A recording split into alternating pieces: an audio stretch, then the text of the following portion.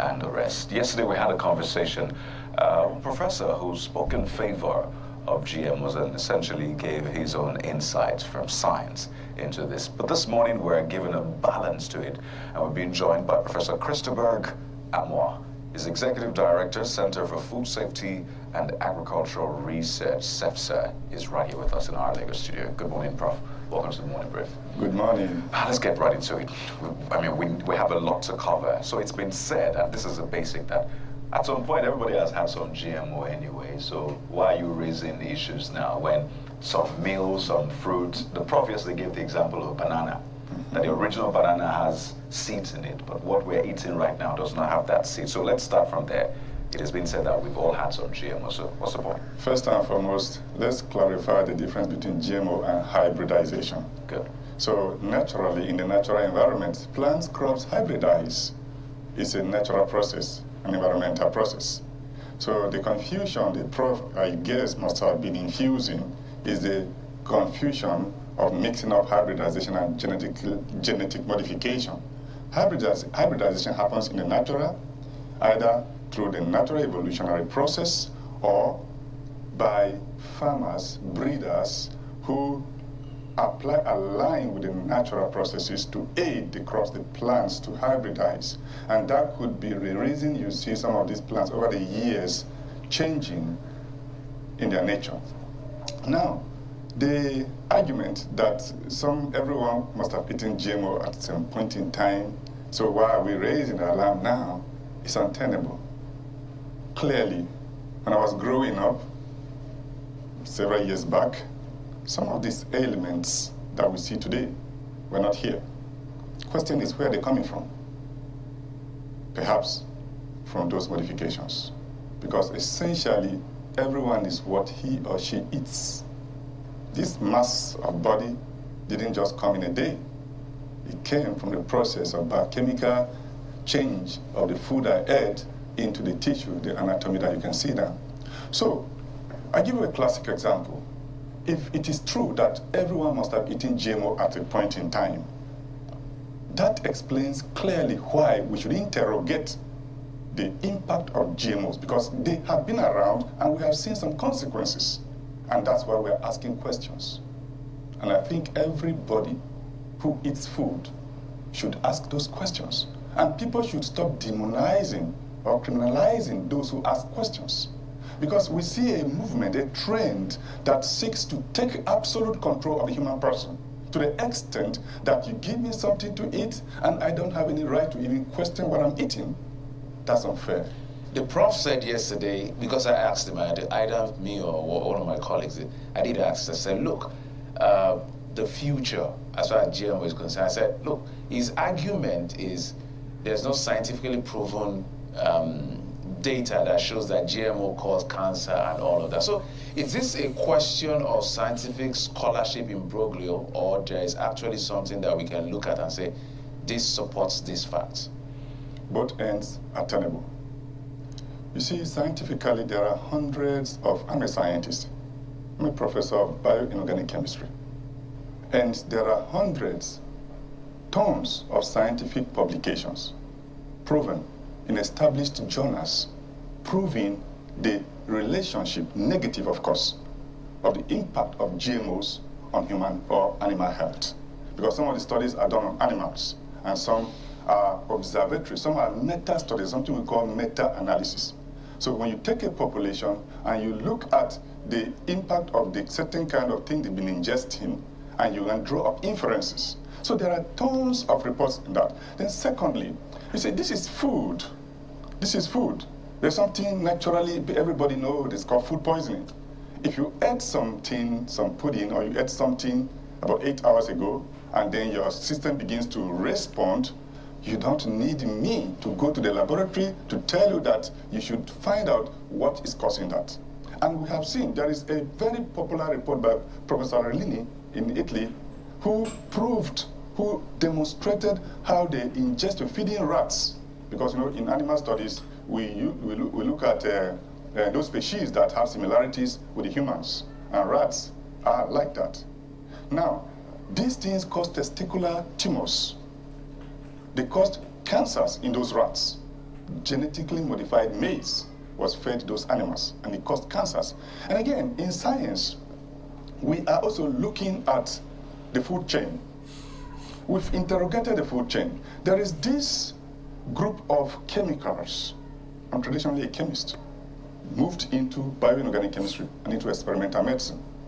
Now, we have observed that, for example, a chemical, a herbicide known as atrazine, which was very fondly used around our environments, was causing a change of sex in amphibians, in frogs, in waters. Because when farmers apply these things, the crops that we eat are produced by plants that are known as vascular plants. That means they uptake, they have vasculature, like we have veins and arteries in our bodies. So when these things are applied, and these genetically modified organisms come with herbicides, pesticides, because mind you, it's the same companies that are producing both.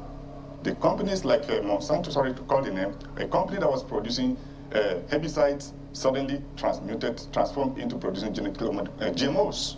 Now, we have also seen the process of genetic modification incorporates some herbicides. That's why you have like a popular market name herbicide that is very popular across Africa. In Nigeria, it's very popular. From Benue, where I come from and I work, I see a lot of farmers use it. Go to the market, it's everywhere. Now, that chemical, that herbicide is called Roundup. And that herbicide is incorporated in the modification of some of those crops that are pushed to the market for commercial planting. They are called RR soy or RR maize or Roundup ready. That means these crops can withstand Roundup. That occasions farmers to apply Roundup at liberty to the fields. Because before now, let me give you a story.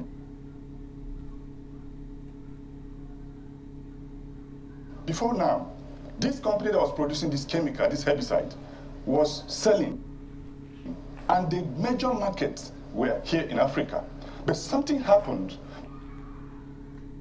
because of the something we call scientifically phytotoxicity.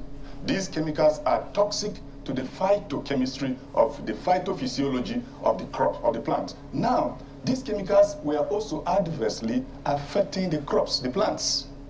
And farmers were experiencing some adverse effects, some of the crops dying together with the weeds. So these companies now came up with modifying the crops so that they can withstand the impact, the effect of those herbicides. Now farmers are at liberty to apply those herbicides freely without fear of harming their crops. And what that means is that more herbicides are pumped into the environment, unlike when I was growing up, that my parents and myself, when I was being taught how to farm, because Benue is the food basket of Nigeria. And we all farm. Every household in Benue is a farming household. So we used to pull out weeds, but now go to Benue, everybody is applying, pumping chemicals. And now what that means is that environmentally, when rain falls, there is runoff, there is washdown. And some of these residues are run off into surface waters, and some of them seep into groundwaters. And then it ends up in human bodies because people drink those things, and some of it is absorbed and retained, persists in the vasculature or even in the anatomy or the structure of the seed crops. So people eat those things, and these adverse effects are being experienced. If you go to the hospitals now, you see the graph is climbing. Juvenile diabetes. Before now, diabetes type 2 was not a disease of children. Before now, hypertension was not a disease of children, but it's rampant now. Where is it coming from? Our guest yesterday did justify the application of those herbicides to, some GMO crops that are resistant to it. I can't remember in the exact same words that he used now. I'd have loved you to respond to that. But more importantly, you were talking about the emergence of certain diseases that we didn't have before. Yeah. And that was, it formed part of the crux of our conversation yesterday.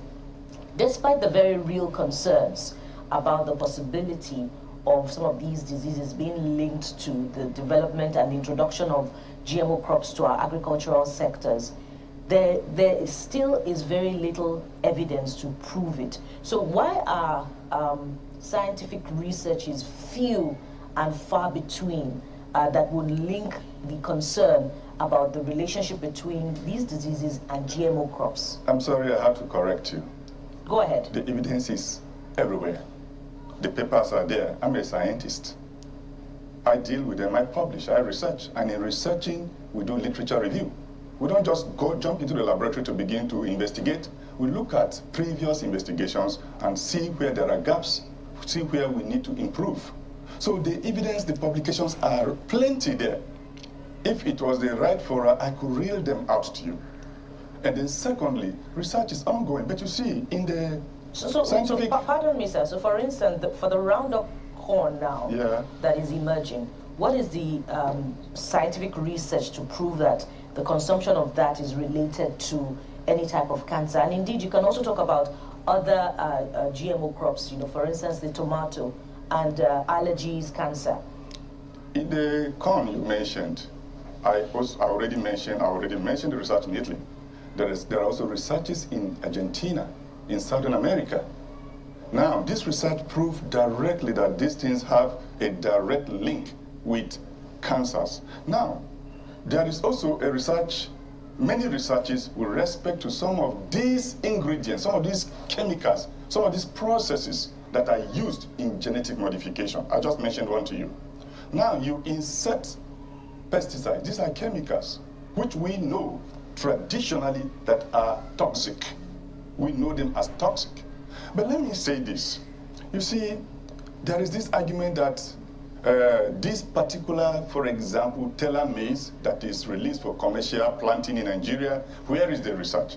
There are two factors that work against research. Number one, we, the researchers, are asking the federal government authorities, because we are patriotic, where is the research that proved that this thing is safe before you approved it for commercial proliferation? So you see, let's not put the cart before the horse. That research, first of all, should be done by the one who's introducing it to prove to the consumer, because we're talking consumer protection now, to prove to the consumer that this thing is safe. Now they are saying, yes, it is safe, but you see, the second issue is that the proprietary companies that are pushing these organisms say that these are trade secrets. We can't reveal them to you. They are trade secrets. Really? Yeah, that's what they say. All over the world, they say the research that proves that yes, the because, crops are number safe. one, I need a sample of this teller maize. Right now, I have not accessed it. Until I will surreptitiously go and disguise as a farmer, to go and collect it where they are distributing them, then I'll go and run them. But before I run them, people would have, people would have started consuming them. So the first thing to do scientifically is for the agency regulating this to demand for this information from the manufacturer, because these are patented seeds. These are patented technology. Somebody worked on them. So this agency ought to have requested for this. That's first. Secondly, this agency ought to have made this report, this information available to Nigerian consumers. Wow. That's a list they should do. That's right? the list. For everybody to know, let us know what research or data backs the introduction of the safety. But I want to backtrack a bit, because I say, if it's not broken, why fix it? So do we have a problem really with growing crops with yield such that we're now requesting or bringing in what is called hybrid or genetically modified crops? Do we have a problem with agriculture in Nigeria? Yes and no. I like that question. I reiterate, I come from Benue State, the food basket of Nigeria. Over the years, beginning from around 2009, something unique began to happen in this country and in some African countries. Food production centers began to be attacked in the name of banditry, insurgency, or whatsoever. Now, automatically, that impinged on yields because farmers are killed. If you observe, it's not the people in the commercial centers that have been attacked. Rarely are they attacked, it is the farmers. And this prompts up the possibility of a hidden agenda that is being unrolled. Now, you observe that farmers are killed, farmers are being chased out of their farming areas, and automatically, what would you expect the next harvest season? The farms are not tended. The quote and unquote, the cattle come in, eat what was planted. Now, that is the yes of the problem with our food production system or food supply system. And recently, Mango, local government in Plateau, was attacked, and that affected maize production. And during that period was when Teller maize was released. I mean, does that, we're not stating absolutes, but we are trying to pinpoint dots that anyone who cares will begin to try to connect them. It's just a deductive reasoning thing. Yes. Now, the next challenge is, food production has gone low. That's one. And there is this talk about climatic changes, climate change. There is something about climate change that is said to affect food production. It's not just food production it affects. But I'd like to clarify that climate has ever been changing from evolution. Climate has never been a static phenomenon. Climate change has always been with us. And that is also part of what synergistically informs evolution. Species, according to what we learned in traditional biology, species evolve over time. And these are the attributes, these are the inputs that inform evolution. But now, that in a way affects food production. But I think, and from empirical observations we have on the field, for example, when you have 800,000 farmers in Benue State living in IDP camps for 8 to 10 years, wouldn't that affect food production, considering that Benue was and has been a major feeder to the Nigerian food supply system? The same thing happens to Plateau, Nasarawa, Taraba, Jigawa. You know about the Hadejia Basin? Now, interestingly, we think that these are issues that could be handled, not to go and begin to bring higher yielding crops to introduce that would promote monocropping and affect negatively the natural agroecology, the diversification of crops and plants. But before we go on, there is also something I'd like us to look at. You see, in this context, we are discussing about food scarcity, food shortages, and higher yield. Also comes an analogous context or concept of food sovereignty. He who controls your food controls your life. Yeah, Prof, I was coming there. Okay. I was coming there. I want to land on that thought because I remember a doctor, one of our friends called a Aproko doctor. He said that, I'm going to posit two things to ask my question. First, he said, the whole idea of breakfast is the most important meal is not from doctors, it's from a cereal company advertising. Yeah. President Bola Tinubu, during the high-level meeting on counterterrorism, I will read the words he used in that meeting. Look at the illegal mining that plagues so many of our nations today.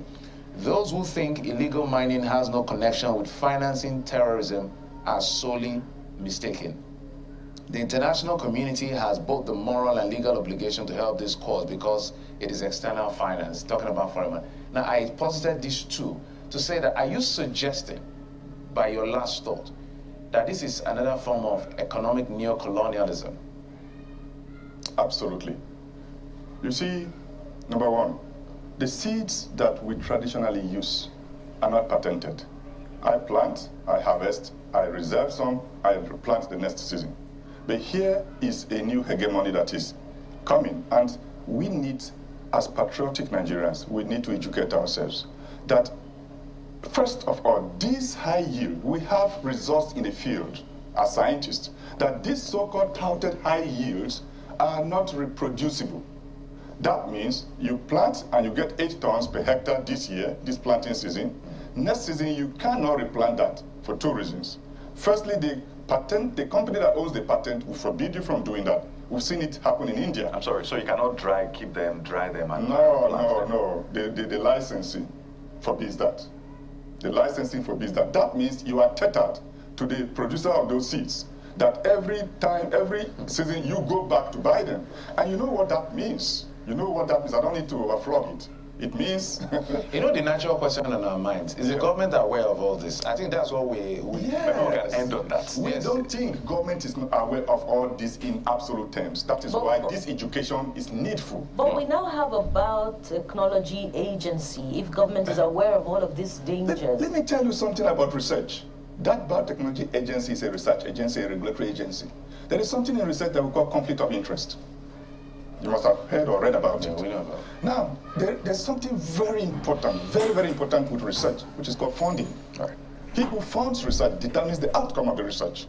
Now, if you look at systematically, it's a sin song. It's taken for granted that ASU and federal government always have altercations. Right. Over what? Funding. Funding. So research has been systematically underfunded or not funded, and now exposing us researchers to those people who have the money to fund, and there is no free funding anywhere. He who pays the piper dictates the tune. Absolutely. Prof, this has been a very interesting one. Clearly not the end of the conversation, but we have to anchor at this point. Professor Qrissturberg Amua, Executive Director, Center for Food Safety and Agricultural Research. Thank you for your thoughts, and we'll keep up this. Thank you very much. I think it just made us, we're now thinking, well, there you have it. It's- We need to go to break now. When we return, we'll turn our attention to something to remind us that it is well. While we are fighting, doing all of this, we need to always tell ourselves that it is well. The legendary